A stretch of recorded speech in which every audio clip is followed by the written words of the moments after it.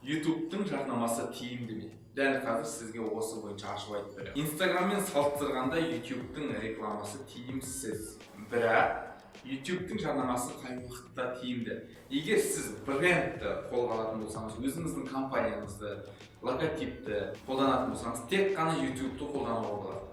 Екінші жағдайда YouTube'ты қайда қолдануға болады? Сіздің өніміңізді, қызметіңізді Google'дан іздеген кезде, сол кілттік сөз бойынша сіздің сайтыңызға кірген адамдардың артынан қуалап жүріп көрсетуге болады. Ремаркетинг деген сіздің бір рет қарым-қатынас жасаған адамға артынан YouTube'дан әртүрлі каналдардан, яғни қай жерге кіреді, сол жерден сіздің жарнамаңыз шыға беретіндей қылып жасауға болады. Сол арқылы сіз өзіңіздің клиентіңізбен 6, 7, 8, 10, 15 касание жасап, соңында продажаға алып келуге болады.